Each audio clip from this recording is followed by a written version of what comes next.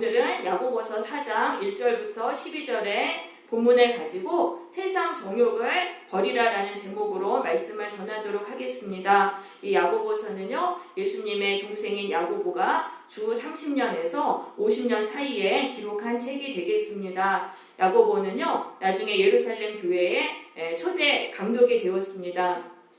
이 야고보서는요, 로마 제국 각지에 흩어져 있는 유대인 출신 성도들에게 보낸 편지입니다. 당시에 유대인 출신 성도들은요, 예수님을 믿는다는 이유로 동족 유대인들에게 아주 심한 핍박을 받았습니다. 그뿐만 아니라 믿음으로 구원받는다는 이 교리를 잘못 오해한 나머지 삶에서 전혀 말씀을 실천하지 않았습니다. 그 결과 이들의 삶에는 구원이 일어나지 않았습니다. 그것에 대해서 이것이 이제 잘못되었다는 것을 알려주고 바로잡기 위해서 기록한 책이 바로 야고보서가 되겠습니다. 구원받으려면 반드시 예수님의 말씀에 순종해야 한다는 것을 강조합니다. 여러분, 우리가요, 오해하지 말아야 돼요. 우리가 예수를 믿음으로 구원 받았다고 하는데요, 그거는요, 구원이 시작이 된 것입니다. 예수님은요, 구원의 모퉁이 돌입니다. 구원을 시작하시는 기초석이 되신 것입니다. 그래서 우리가 예수를 믿으면 우리 안에 구원이 시작된 것이죠. 그것도 그 자체로도 구원이라고 말할 수 있기 때문에 구원받았다고 말을 하는 것입니다.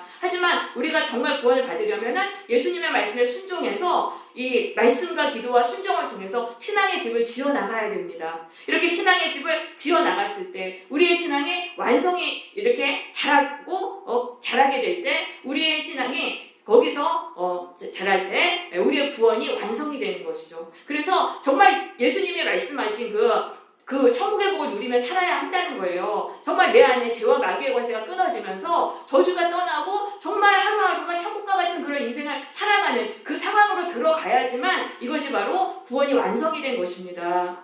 그러면 이스라엘 백성들도요, 이제 출애굽을 했어요. 6월절 어린 양의 피로 출애굽을 했어요. 그게 바로 예수님을 믿은 것과 마찬가지죠. 하지만 출애굽을 했다고 바로 가나안 땅으로 들어간 게 아니잖아요. 광야를 통과해가지고 훈련받고 연단받고 그리고 나서 이제 가나안 땅으로 들어가서 하나님이 약속하신 그 구원의 완성이 이루어졌던 것이죠. 그래서 우리도 마찬가지예요. 예수를 믿은 것은 나에게 구원이 시작이 된 거예요. 이제는 우리가 이 광야의 생활의 연단을 통해서 우리가 하나님께 연단을 받고 그 기간을 통해 나의 신앙의 집을 열심히 지어야 하는 것입니다. 그리고 그렇게 했을 때 우리가 정말 약속하신 그 천국의 인생을 살게 되는 것이죠. 그래서 우리가 참으로 이 순종하는 신앙이 중요해요. 우리가 그러면 예수를 믿었는데 아직 천국의 복을 누리지 못했어요. 그럼 광야에서 연단받는 거예요. 그럼 이 광야 연단의 시간을 줄여야 되잖아요. 그럼 어떻게 하면 줄일 수 있습니까? 우리가 순종하면은, 불순종을 버리고 순종하는 신앙을 하면은 빨리 천국 가나안의 복을 누릴 수 있는 것입니다. 그래서요, 우리가 예수를 믿고 교회를 오래 다닌다고 해서 다 이 천국의 복을 받는 것은 아니에요. 우리가 순종하지 않으면 그냥 광야에서 헤매다가 인생 다 낭비하고 천국의 복을 누리지 못하고 인생을 마칠 수 있다는 것을 우리는 깨달아야 되겠습니다. 네, 그래서 이제 4장 1절 본문으로 들어가 보겠습니다. 너희 중에 다툼이 어디서부터 오며 싸움이 어디서부터 오며 다툼이 어디서부터 나느냐? 너희 지체 중에서 싸우는 정욕으로부터 나는 것이 아니냐?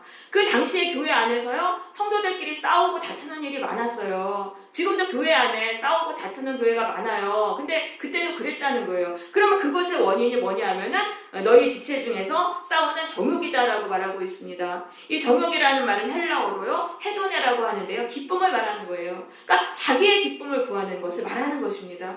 성도들이 교회에 와서 자기의 기쁨을 구했습니다. 그럼 우리가 언제 기쁩니까? 나를 높일 때 기쁩니다. 내가 이익이 오고 나에게 무슨 유익이 있을 때 기뻐합니다. 그러니까 성도들이 와가지고 교회에서 자신을 높이고 자신의 유익을 구했던 거예요. 그러면 어떻게 되냐면 또 그런 사람들끼리 경쟁하면서 부딪히는 거예요. 그래서 교회 안에서 다툼과 싸움이 일어나게 되는 것이죠. 그래서 우리가 참 이 자신의 기쁨을 구하면서 우리가 교회를 다닐 때 이렇게 교회 안에서 다툼을 일으키게 되고 교회 공동체를 파괴하는 그런 일들을 하게 되는 것입니다. 그런데 우리가 우리 교회에 왔으면은요, 이제는 하나님의 기쁨을 구해야 돼요. 나의 기쁨을 구하니 이게 가장 큰 잘못인 거예요. 왜냐하면 예수님이요, 그 피값으로 하나님이 예수님의 피값으로 우리를 종으로 사신 거예요. 그래서 우리는 하나님의 종으로서 하나님의 나라를 세우고 하나님의 기쁨을 위해서 살아야 됩니다. 하나님의 기쁨을 하시는 거는 다른 사람의 유익을 구하며 사는 거예요. 다른 사람을 섬기고 그러면서 이제부터 그렇게 살아야 되는 거예요. 그런데 이게 방향이 잘못된 거예요. 당시 성도들은 예수를 믿었는데 그러면 하나님의 기쁨을 위해 살아야 되는데 자기의 기쁨을 구하게 됐습니다. 그래서 방향이 잘못되면서 이렇게 교회 안에 분쟁이 일어났던 거예요. 그래서 2절에 보시면 너희는 욕심을 내어도 막 욕심 부리는 거예요. 나의 기쁨을 채우기 위해서 엄청 욕심을 부려요. 그런데도 얻을 수가 없었어요. 그러면서 또 살인하며 시기하며 능히 취하지 못하는도다. 여기서 살인이라는 것은 미움을 말하는 것입니다. 여러분 우리가 사람을 미워할 때요 독소가 나와가지고 그 사람의 그 영혼을 죽이는 거예요. 그래서 미움이 살인하고 마찬가지인 거예요. 실제적으로 미움은요 살인으로까지 발전되기도 합니다. 그래가지고 사람을 미워하고 그 다음에요 시기를 하는 거예요. 그러니까 이제 왜 미워하냐면은 내가 내 기쁨을 구하면은 그 기쁨을 누리지 못하게 걸림돌이 되는 사람이 있어요. 그 사람을 막 미워하는 거예요. 그리고 또 내가 못 가진 것을 가진 사람을 보면 막 시기심이 일어나서 시기를 하게 되는 거예요. 그렇게 해가지고 싸우고 다투게 되는 거죠. 그래서 그럼 내가 가는 곳마다 사람들하고 자꾸 부딪힌다. 자꾸 부딪히고 싸우고 이런다. 그럼 그 원인이 뭐냐면은 그 원인은 외부에 있지 않아요. 나의 내부에 있는 거예요. 내가 나의 기쁨을 구하기 때문인 것입니다. 이것을 우리가 내려놓으면은요, 우리가 여기 다툼에서 풀려나게 됩니다. 나의 기쁨을 구하는 걸 내려놓고 하나님의 기쁨을 위해서 우리가 살잖아요. 그러면 다른 사람 섬기고 하나님의 영광을 위해서 섬기고 그렇게 살면은요 우리 안에서 그 다툼이 사라져요. 사람들하고요 화목을 누리게 돼요. 인생에서 전쟁이 사라지고 화목된 인생을 살아가게 되는 것입니다. 근데 우리는 왜 자꾸 그렇게 기쁨을 구할까요? 왜 나의 기쁨을 구할까요? 왜냐하면 인생을 살아가려면요 기쁨이 있어야 돼요. 기쁨이 없으면 인생 살기가 너무 지루한 거예요. 너무 지루하고 힘들고 공부하니까 자꾸 우리의 기쁨을 찾는 거예요. 그런데 내가 나의 기쁨을 찾다 보면은 사람들하고 자꾸 부딪히게 되는 거예요. 사람 미워하게 되고 사람 시기하게 되고 자꾸 싸우고 다투게 되고 그러니까 그렇게 하면 안 돼요. 그래서 여기가 뭐라고 말했냐면 2절에서요. 너희가 얻지 못하면 구하지 아니하기 때문이요. 왜 인생에 기쁨이 없습니까? 하나님께 기도하지 않아서 기쁨이 없다는 것입니다. 하나님께 기도하라는 거예요. 그래서 여러분 인생에 공부하시고 인생을 살아갈 기쁨이 없으십니까? 하나님께 기도하세요. 하나님이요 우리에게 기쁨을 주세요. 하나님을요 우리가 기도하면 하나님을 알아가요. 하나님과 교제하면서 하나님을 알아가면은요 하나님이 얼마나 거룩하시고 하나님의 진리가 얼마나 진짜 이게 얼마나 멋지신 분이신지 하나님이 얼마나 사랑이 많으신지 그걸 자꾸 알게 돼요. 그러면서 너무 기쁜 거예요. 그리고 하나님을 알게 되면 또 내 생각이 또 하나님 수준으로 또 올라가요. 하나씩 올라가면서 또 내 인생이 또 새롭게 되는 거예요. 그러면서 진리를 알고 따라 사니까 그전엔 넘어지고 막 미혹되고 막 그랬던 삶이 그런 힘든 삶이었는데 자꾸 인생이 편안해지는 거예요. 편안해지고 또 힘들었던 게 풀리게 되고 밝은 인생이 되고 그러니까 진짜 기쁘잖아요. 여러분 그래서요 참된 기쁨은요 하나님이 주시는 거예요. 우리가 인생의 답은요 하나님께 있습니다. 여러분 내가 나의 기쁨을 구하려고 그렇게 하지 마세요. 하나님께 가까이 가시고 하나님께서 주시는 그 기쁨을 찾으시기를 바랍니다. 그런데 이제 하나님께 이제 기도할 때는요 주의한 게 있어요. 중요한 게 있어요. 뭐냐 하면은요 나의 기쁨을 구할 때 필요 이상으로 구하면 안 돼요. 3절에 보시면은 구하여도 받지 못하면 정욕으로 쓰려고 잘못 구하기 때문이다. 자 우리가 하나님께 기도를 하는데 나의 정욕을 위해서 채우기 위해서 기도하는 거예요. 그러니까 뭐 하나님 부자 되게 해주세요. 하나님 제가 예뻐지게 해주세요. 제가 최고가 되게 해주세요. 이런 기도는 하나님이 들어주시지 않으신다는 것입니다. 왜냐하면 이런 기도를 우리가 하나님께 드리면은 이거는 하나님을 우리의 종으로 만들어 버리는 것이기 때문에 하나님은 그런 기도를 들어주시지 않으시는 거예요. 그래서 우리가 정말 기쁨이 없을 때는 하나님께 기쁨을 달라고 기도하지만은 우리의 우리의 정욕을 정말 채우기 위한 기도를 드리면 안 되는 거죠. 그럼 기도는 우리가 어떻게 해야 됩니까? 예수님께서 주기도문에서 알려주셨잖아요. 그 방법대로 하면 되는 거예요. 그래서 주기도문에 보면은 먼저 하나님의 나라가 임하기를 위해 기도했잖아요. 이게 우리가 제일 먼저 해야 되는 기도라는 거예요. 우리는요 이제 하나님의 종이에요. 이 땅에 하나님의 나라를 세워야 돼요. 근데 곳곳에 사탄마귀의 나라를 세워가지고 악으로 지배하고 있잖아요. 그러니까 그것을 물리치는 기도를 해야 되는 거예요. 그 악의 권세가 무너지고 그곳에 하나님의 나라가 세워지는 것을 위해서 그것을 위해서 가장 먼저 기도해야 되는 것입니다. 그리고 그 다음에 일용할 양식을 위해서 기도해야 돼요. 왜냐하면 우리는 하나님의 나라를 세우기 위한 종이에요. 그럼 그 역할을 감당하려면 물질이 필요하잖아요. 그러니까 하나님께 우리에게 필요한 그 경비를 지원해 달라고 그렇게 기도하는 것이 바로 일용할 양식을 구하는 것이죠. 그래서 그렇게 이제 요청을 해야 되고 그 다음에 이제 다른 사람의 죄를 용서해 주는 것을 위해 기도해야 돼요. 우리가 누구에게 상처를 받았어요. 그러면 그 상처받은 걸 하나님이 치유해 달라고 그렇게 기도해야 되는 거예요. 그리고 그 사람 나에게 죄 지은 사람 그 사람을 위해서도 기도해 줘야 돼요. 그 사람이 지금 죄에 빠졌으니까 예수님의 보혈로 그 사람의 죄를 씻으셔서 그 사람을 죄에서 풀어달라고 우리는 그런 기도를 해야 되는 것입니다. 그리고 또 우리가 사탄의 미혹에 걸려들지 않고 구원의 바른 길을 가게 해달라고 기도해야 돼요. 이렇게 기도를 바르게 해야 되는 거예요. 이것이 바른 기도인 것입니다. 우리는 기도를 할 때도요 나의 기쁨을 구하지 말고 하나님의 나라와 하나님의 기쁨을 구해야 되는 것입니다. 그런데요 우리가 하나님의 뜻대로 기도를 해도요 하나님이 또 안 들어주시는 때가 있어요. 내 욕심을 위해서 기도하는 게 아니고 정말 이건 하나님의 뜻인데 안 들어주시는 경우가 있어요. 왜냐하면요 지금 들어주시는 면은 유익이 되지 않기 때문에 안 들어주시는 거예요. 나중에 들어주시는 게 유익이 되기 때문에 그래서 안 들어주시는 경우가 있어요. 그래서 우리가 참 내가 하나님의 뜻이게 분명한데 왜 안 들어주시나 이런 거는요 좀 내려놓고 기다릴 수 있어야 되는 거예요. 내가 포기하고 그거를 하나님의 때에 하나님이 들어주실 것을 믿으면서 우리는 그걸 내려놓을 수 있어야 하는 것입니다. 대신 우리는 무엇을 위해 기도해야 됩니까? 하나님의 나라와 의를 위해서 간절히 기도해야 돼요. 그러면 나중에요 하나님의 때에 내 소원을 하나님이 다 이루어 주세요.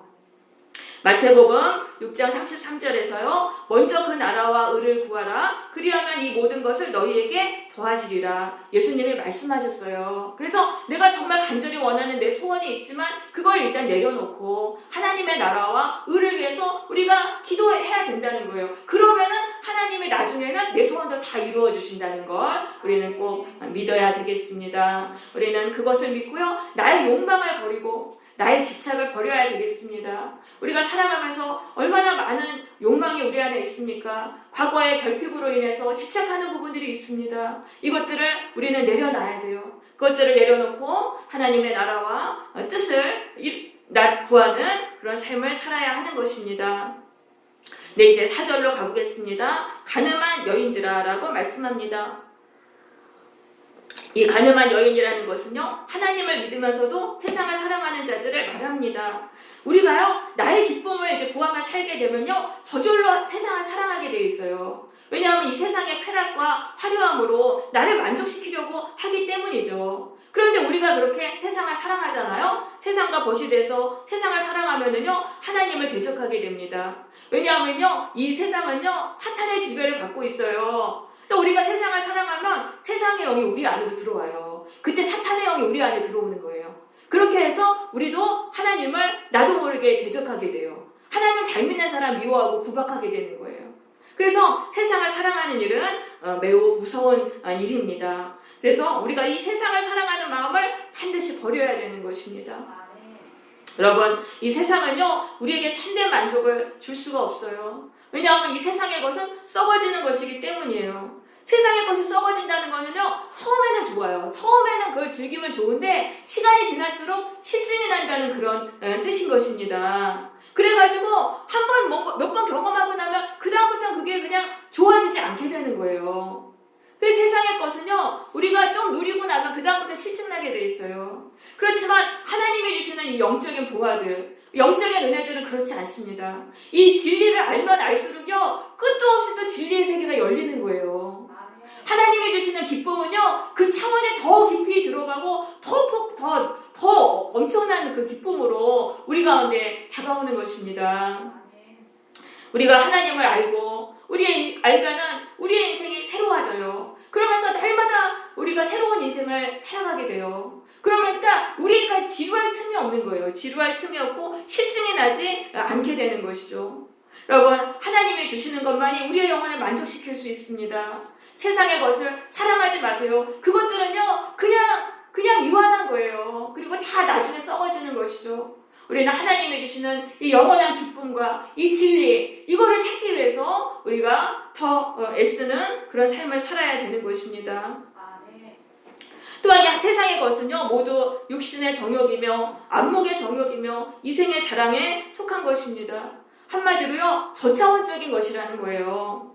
우리가 세상의 것을 추구하고 살면은요, 우리도 저차원적으로 살게 되는 거예요. 짐승하고 거의 비슷한 수준으로 살아가게 되는 것이죠.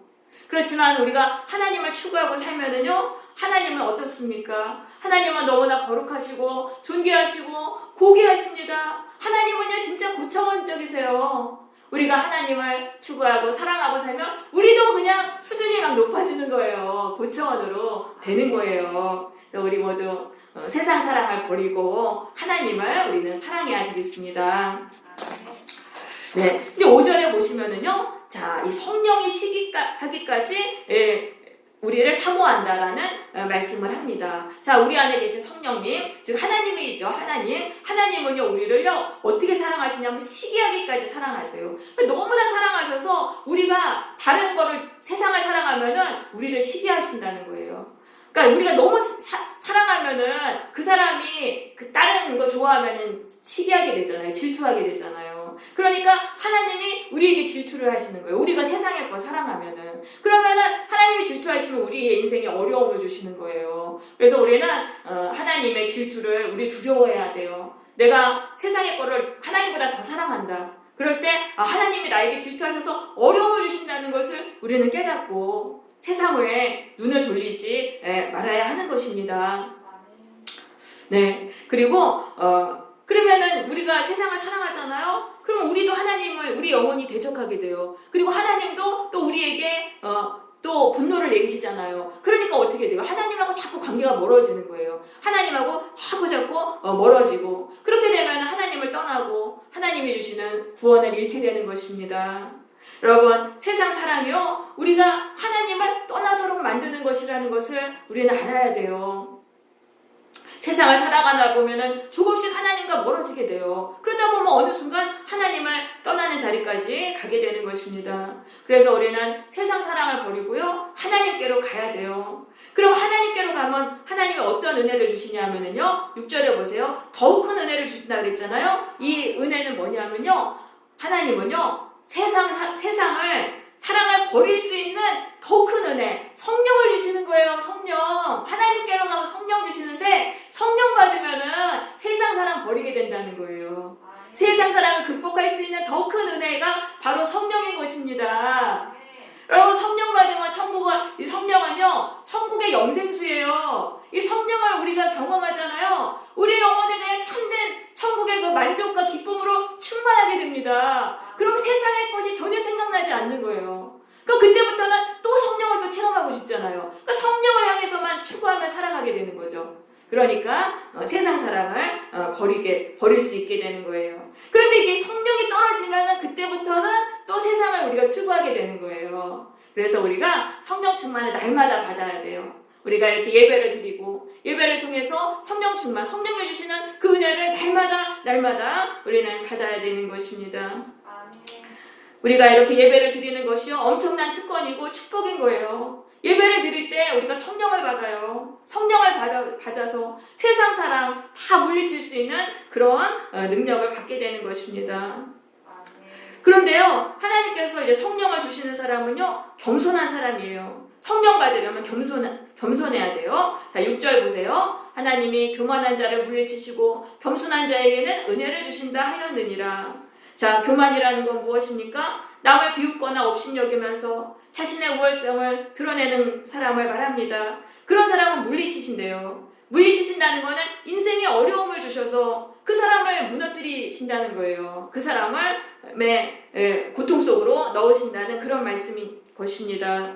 그렇지만 이 겸손한 자라는 건 뭐냐면요, 자신의 부족함을 깨닫고 하나님을 전적으로 의지하는 사람입니다. 그런 자에게는 하나님이 성령을 주세요. 성령을 주셔서 세상 사랑을 다 물리치게 하시고 하나님만 사랑하게 하셔서 구원받게 하시는 것이죠. 그래서 우리가 성령을 받아야 되는데, 성령 받으려면 교만한 마음을 버려야 되는 거예요.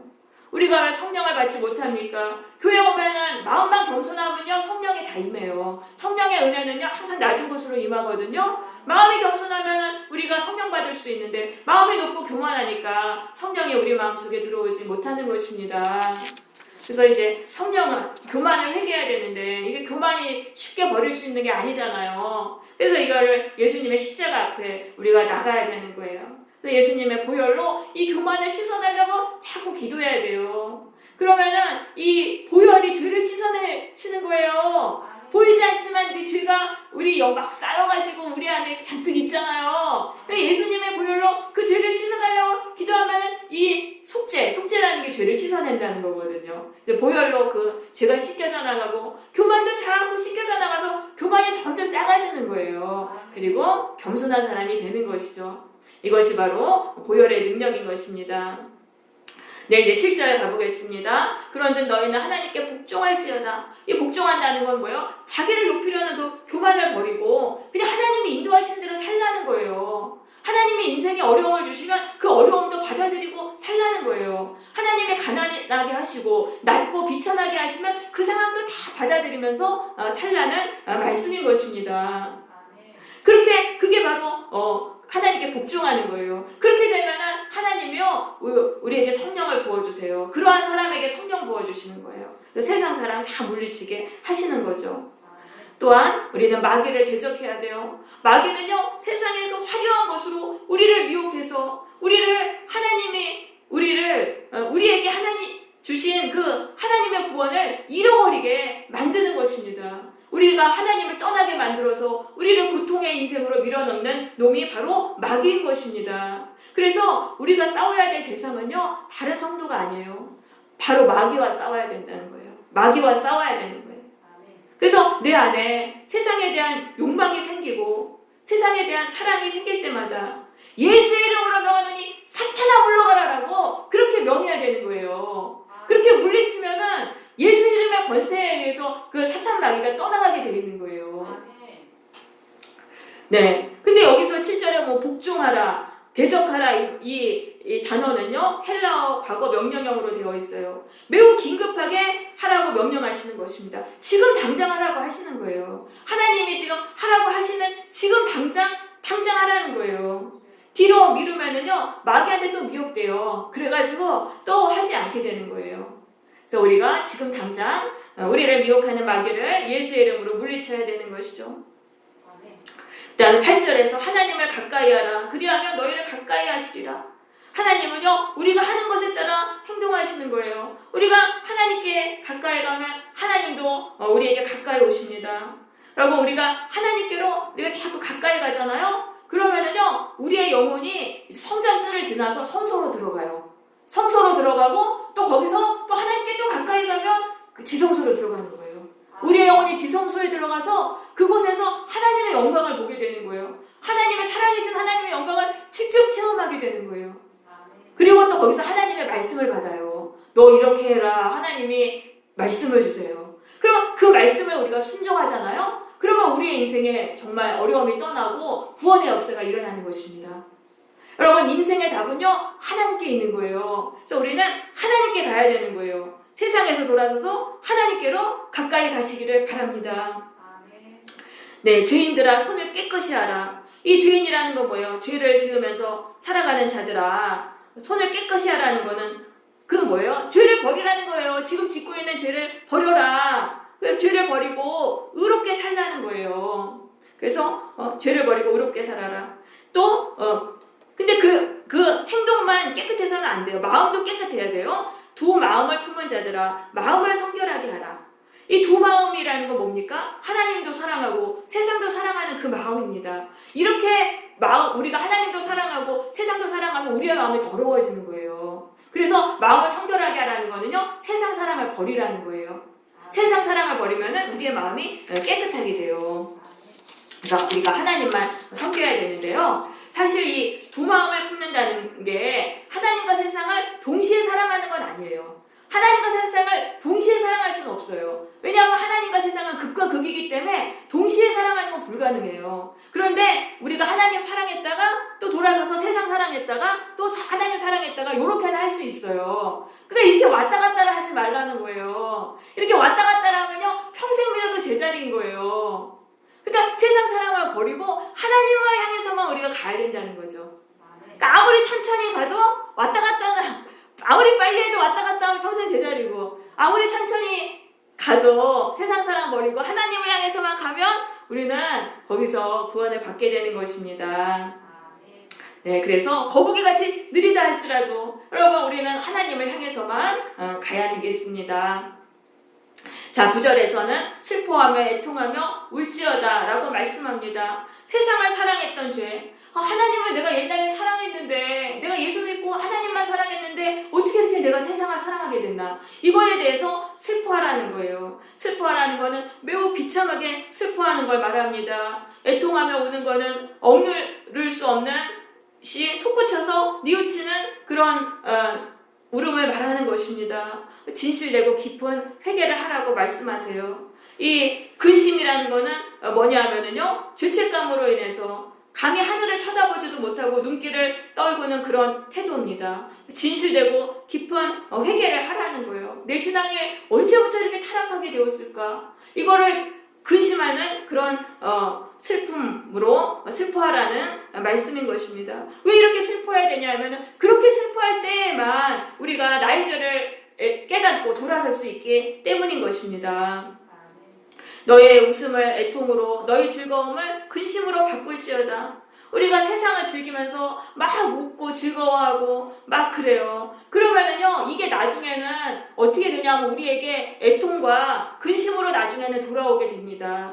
왜냐하면 우리가 세상을 즐기면서 기뻐하면은요, 점점 더 세상을 추구하게 돼요. 세상으로 가게 돼요. 그럼 하나님을 멀어지면은 하나님이 주시는 구원을 우리가 잃어버리고, 그러면은 멸망의 고통 속에 떨어져서 우리는 애통과 슬픔을 당하게 되는 것이죠. 그래서 그렇지만은 지금 웃고 즐거워하는 걸 버리고 우리가 지금 애통해하고 슬퍼해야 된다는 거예요. 내 신앙이 왜 언제부터 이렇게 타락했지? 내가 언제부터 이렇게 믿음이 떨어졌지? 이런 걸 생각하고 우리가 정말 지금 회개하고 그렇게 슬퍼하면은 우리는 하나님께로 돌아가게 돼가지고 하나님께 구원을 받아요. 그러면 나중에는 웃음이 오고 축복이 오게 되는 것입니다. 그러니까 나중을 위해서 지금 울라는 거예요. 나중에 너희가 복된 미래가 되기 위해서 지금 울라는 말씀인 것입니다. 시편 126편 5절에서 눈물을 흘리며 씨를 뿌리는 자는 기쁨으로 거두리로다라고 말씀하고 있습니다. 지금 회개의 눈물에 씨앗을 뿌리면은 미래의 구원의 열매를 맺게 되는 것이죠. 근데 여러분, 지금 우리가 막 웃을 때가 아니에요. 세상을 즐기고 웃을 때가 아니에요. 지금은 회개하기 위해서 울어야 됩니다. 구원의 축복은요, 회개의 고통을 통해서 얻게 되는 것입니다. 그렇게 슬퍼하면서 그렇게 회개하는 게 하나님 앞에서 우리를 낮추는 거예요. 그러면은요, 하나님이 우리를 높여주신대요. 그럼 어떻게 높여주시냐면요, 하나님이 우리를요, 이쁘게 보시고 불쌍히 여기시고 우리를 사랑하셔가지고 인생의 어려움에서 풀어주시는 거예요. 꽉 막힌 인생의 문제, 고통에서 풀어주시니까 우리가 사람들한테서도 막 높임을 받게 되는 거예요. 그렇게 해서 하나님은 우리를 높여주시는 거예요. 여러분, 하나님은요, 역전의 하나님이신 것입니다. 하나님께로 가면 역전이 일어나는 거예요. 그래서 하나님 앞에서 겸손하게 회개하심으로 높아지는 그런 역전을 경험하시기를 바랍니다. 네, 우리 11절 되겠습니다. 형제들아, 서로 비방하지 말라. 자, 우리가 교만하면요, 반드시 남을 비방하게 됩니다. 다른 사람의 잘못을 험담하고요, 지적하게 돼요. 이것이 바로 교만한 사람의 특징이죠. 그런데 형제를 비방하고 판단하는 것은요, 율법을 비방하고 판단하는 것과 같습니다. 레위기 19장 16절에서 너는 내 백성 중에 돌아다니며 사람을 비방하지 말며 내 이웃의 피를 흘려서 이익을 도모하지 말라라고 말씀하셨습니다. 그래서 우리가 이제 그런데 율법에 이렇게 기록되어 있는데 그거를 어기고 함부로 이렇게 남을 비방하는 것은 바로 그 율법을 판단하는 것이 되고 율법을 주신 하나님보다 자신을 높이는 그런 교만의 행동이기 때문에 이것은 하나님께 심판을 받게 되는 것입니다. 그래서 우리가 남을 비방하는 말을 하지 말아야 돼요. 남을 비방하는 말이 우리에게 이게 심판의 부메랑으로 돌아와가지고 우리의 삶에 심판의 비수를 꽂는다는 것을 우리는 깨닫고 절대로 남을 비방하지 말아야 되는 것입니다. 네, 그래서 오늘 말씀을 좀 마치겠습니다. 네, 그래서 우리가 참 예수님을 이제 믿었으면은 우리는 인생의 방향을 바르게 해야 되는 거예요. 인생의 방향을 이게 바르게 하지 않으면은 그다음부터 헤매는 거예요. 구원도 받지 못하고 그냥 인생 다 낭비하는 거예요. 우리의 인생은 짧습니다. 낭비할 시간이 없어요. 그러니까 우리는 어떻게 방향을 잡아야 됩니까? 나의 기쁨을 구하지 말고 하나님의 기쁨을 구하며 살아야 된다는 거예요. 또 한 가지, 세상을 사랑하지 말고 하나님을 사랑하며 살아야 됩니다. 또 하나는 교만하지 말고 겸손하게 살아야 된다는 거예요. 그런데요, 이 세 가지 중에 가장 기본이 되는 게 첫 번째 거예요. 나의 기쁨을 구하는 것만 버리면 나머지는 그냥 저절로 다 해결이 되는 거예요. 그래서 가장 중요한 게 나의 기쁨을 구하지 않는 것입니다. 그래서 나의 기쁨을 구하려는 우리의 자아를 날마다 죽여야 되는 거예요. 이 자아는 쉽게 죽지 않아요. 우리가 계속 죽여야 돼요. 고통스러워도 죽여야 돼요. 내가 죽이지 않으면요, 하나님이 내 주변 사람들 통해서 죽이시는 거예요. 깨닫고 우리가 나의 기쁨을 구하는 자아를 십자가에 못 박고 우리가 하나님의 기쁨을 구하는 성도들이 되시기를 바랍니다. 그래서 하나님이 주시는 놀라운 축복을 받는 그런 복된 인생이 되시기를 바랍니다. 아멘. 네, 우리 찬양하겠습니다.